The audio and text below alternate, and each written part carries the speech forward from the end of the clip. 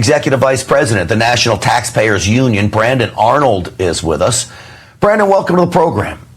Thanks for having me. It's amazing, Brandon. Everything's funny numbers coming out of Washington until you dig into them. Isn't that true? Yeah, I think you hit the nail on the head there. When you look at the 300,000 jobs that were created, about half of them were combined government jobs and healthcare jobs. And my perspective is we want the government jobs moving in the opposite direction. I think we have far too many government workers currently. But in terms of the healthcare jobs, that's largely attributable to demographic shifts. And by that, I mean, we have the baby boomer generation aging and demanding a lot more in the way of healthcare services. So I think that's going to be a trend that continues. No matter who's president, we're going to see an increase in healthcare jobs as we need more nurses, doctors, et cetera, to help the baby boomers with health issues going forward. The rest of the jobs report. Go ahead. Yeah, go. No, finish up. The rest of the jobs report.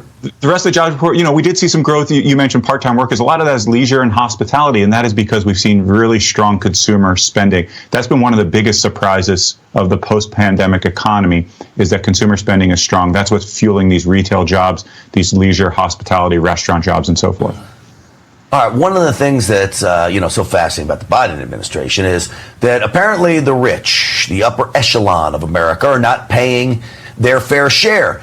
But you say the top 5% of America, of Americans, the top 5% earners, how much do they pay as relate to the percentage of taxes in this country?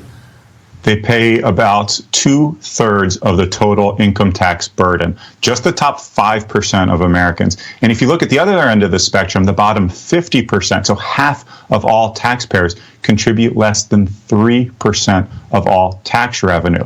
Now, you may think this is a good thing, you may think this is a bad thing, but regardless of what you think, the facts tell you that the rich are paying a lot in the way of taxes, and the poor people in this country are not really paying that much in the way of income taxes. Of course, they pay other forms of taxes, but you can't go out there and say we need massive tax increases, that the rich are getting away with murder, when you actually look at the numbers. Yeah. It's fascinating to look at because you don't get that story from the mainstream media at all. And of course, these so-called rich are also the job creators in all of this, and that gets lost in all of this. Yeah, a lot of these people at the top end of the economic spectrum here, that they get rolled into the numbers. They're actually businesses. They're not necessarily individual people. They're not necessarily families.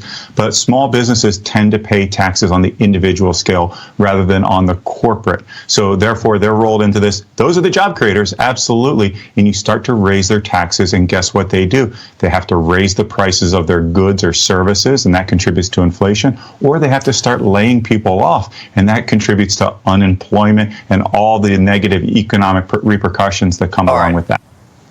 Last question for you, if you can help me with this, for all of my Stinchfield's Army members out there that are at the water cooler, and some liberal says, well, you know what?